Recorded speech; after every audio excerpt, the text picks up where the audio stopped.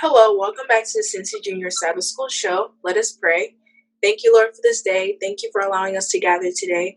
Please allow us to learn lessons from these lessons that are presented to us today, as well as the viewers to also learn and adapt these as well. In Jesus' name, I pray, amen. I'll now have the hosts introduce themselves. Hi, my name is Michelle Forjor. I'll be doing PowerPoint. Hi, my name is Happiness Opoku, and I'll be doing Cornerstone. I'll now have the guests introduce themselves. I'm Jared, and I'll be participating in the Cornerstone discussion today. I'm Emanuela, and I'll be doing the PowerPoint discussion. Thank you for joining us.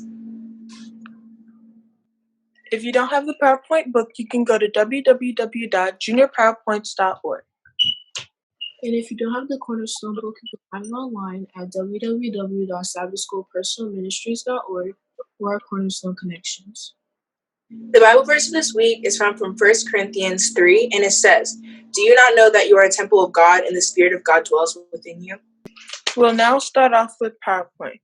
Today, we are on Lesson 8, and the title is Meeting at the Bush. The Patriarchs is found from Romans chapter 12, verse 6 to 8, and it says, "Having then gifts differing according to the grace that is given to us, whether prophecy, let us prophesy according to the proportion of faith.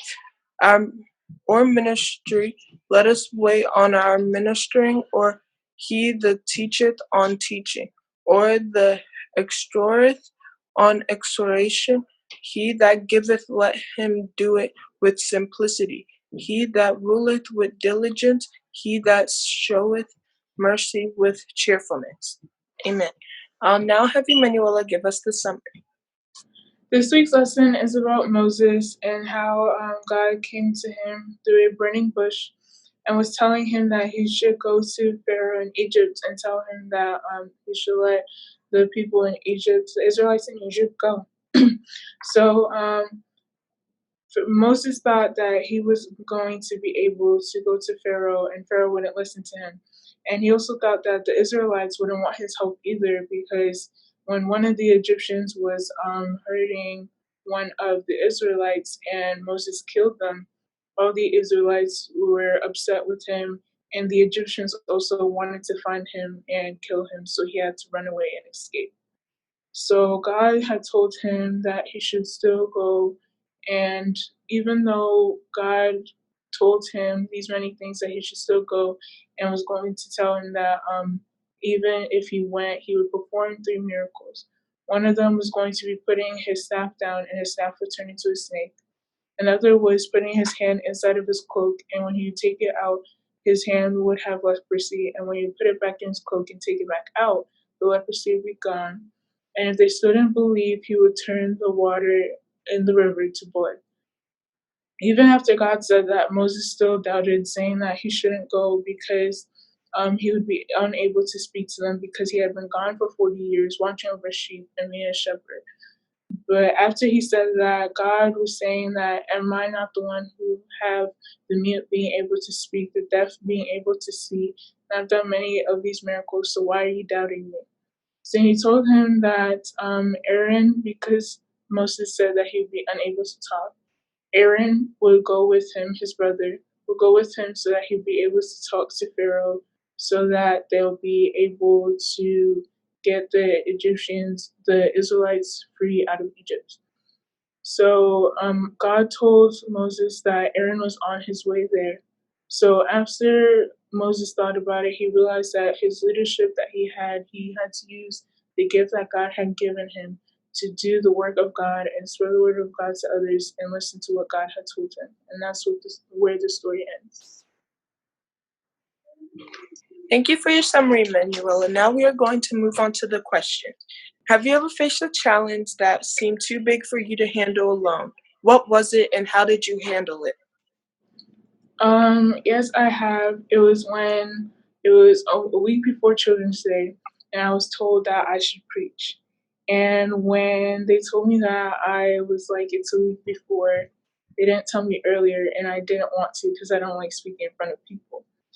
But my dad said that I'd be able to do it, so he gave me this small sermon that I should do so that I could be able to do it. But he could barely explain it to me because he had to go to Ghana, so he had left. So my mom is telling me that I should just let someone else do it and it'll be fine, and I just shouldn't do it. But the more and more I prayed with God, and the more and more I looked over the sermon, and I made it more of my own, I was able to do it by God's grace. What did God tell Moses to do when he saw Pharaoh? And why were those things so significant? God told Moses to go to Pharaoh and tell him that he should let the Israelites go. And if Pharaoh were to not listen, he should do those 3 miracles where turning his staff into a snake, the leprosy, and turning the water into blood. Those miracles were significant because it would show how powerful God was. Even though the Egyptians may have thought that they were powerful with all of their gods, that the God that they serve and the God that we serve is more powerful than their gods. Okay, in the story it said God has given him talents of leadership and was asking him to use them to bless the people. What does this mean for us? This means that God has given each and every one of us a ability or a gift that we should use to spread the word of God, so that others may also realize the ability that God has given them and spread the word of God around the world. So what lesson can we get out of this story? A lesson that we can get out of this story is that we shouldn't hide from the ability or hide the ability that God has given us from the world. Instead, we should use it just as God told Moses to use his ability of leadership and spread the word of God around the world so that others can learn about him. Thank you for your responses, Emanuela. The answer to what Abraham was going to sacrifice was his son. Now, this week's question of the lesson is, why was Jesus moved as a baby? Type your answers in the comments down below. So we are now on Cornerstone. This week we are also on lesson 8, and the title is Humility Check.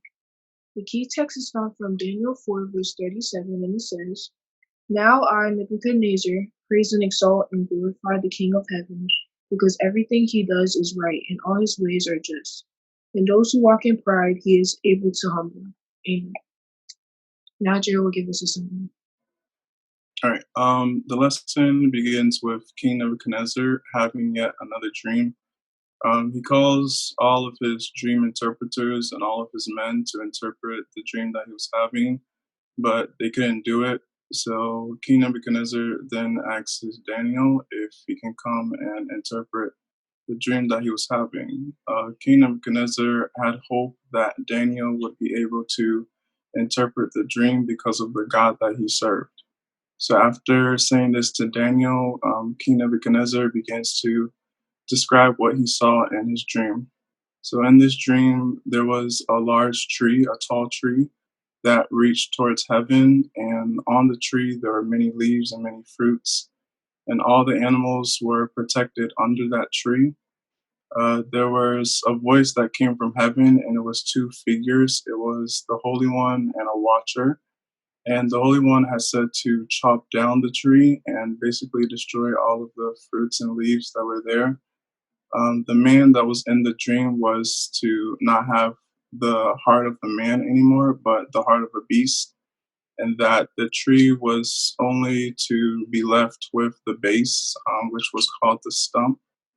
And after telling this to Daniel, he wanted Daniel to interpret the dream.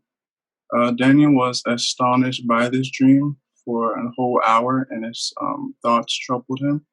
And after that, he begins to interpret the dream. And basically, what the dream meant was that the tree represented King Nebuchadnezzar's kingdom, and that it would be taken away from him, and that King Nebuchadnezzar would become an animal and live with the animals, and he would be tested 7 times until he realized that God was the God to be worshipped and given reverence to.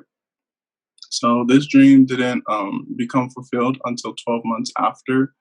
And the day of the dream, when it was to be fulfilled, King Nebuchadnezzar had pride within him, and he was glorifying himself and the kingdom that he had. And a voice had come from heaven, and the dream became fulfilled. All his possessions, his kingdom was taken away from him, and he was sent to live with the animals.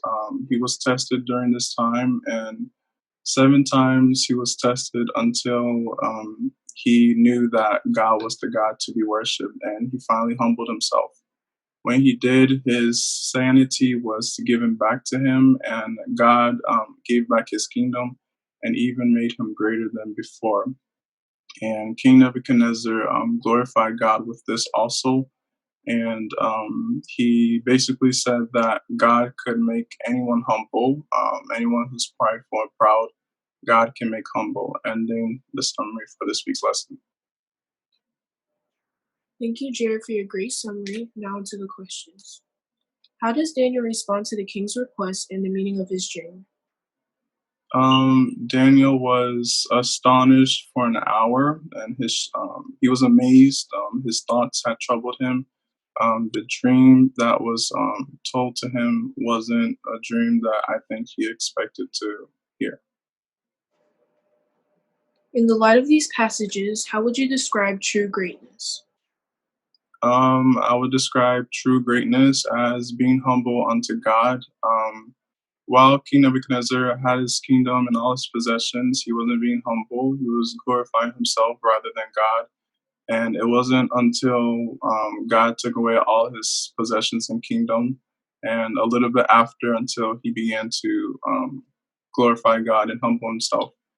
And what we can get from that is that our true greatness comes when we listen to the Holy Spirit and we do what it says for us to do in our lives. In this story, what was said would happen to King Nebuchadnezzar happened. So what does that show about what is said in the Bible about what would come to pass? In the Bible, it talks about the end times. One place in the Bible where you can find out about the end times is in Matthew chapter 24. It says that there would be rumors of wars, there would be pestilences, famines, and much more. And the word pestilence means a fatal epidemic plague, which just describes the pandemic we're in. God said that prophecies would be revealed even in our time, and that's what we're seeing currently. This is the time for us to get serious with our walks with God and to grow closer to Him so that we don't be led astray and get caught off guard with the things that are happening. Yes, I agree. What did you find interesting about the story? What I found interesting about the story was that God was willing to give King Nebuchadnezzar back his kingdom. He just had to humble himself before God. And what we can get from that is God can give us the desires of our hearts if He knows that we will remain humble and if it's for our greater benefit. In your own words, what lesson do you think the king learned? He learned how to be humble. He learned that he was nothing without God. He learned that God was control of everything. He had dominion, and he was to be given reverence and honor to, and that we as his children are to worship him and not think that we're better than other people, that we're higher than God, but that God is the one who has dominion and power over us all. Lastly, what do you think is the message in this story for the believers? The message is that we should be humble. We can't be prideful of ourselves. God doesn't want us to live a life like that.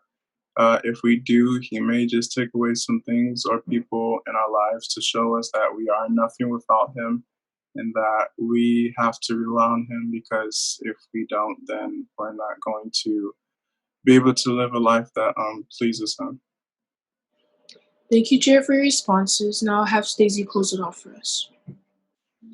Let us pray. Thank you, Lord, for this day. Thank you for bringing us together today. Please allow the viewers and us as well to take these lessons and be able to shape our lives in the right way and in the path that you would like us to take. Please allow these lessons that we've learned today to help increase our walk and to help reach out to others that have not yet found the faith. In Jesus' name, I pray, amen. The question lesson again is, why was Jesus moved to Galilee as a baby? Thank you all for tuning in for lesson 8. Please make sure to share the video with others and comment down below your answers to the question of the lesson. Hope to see you all next week.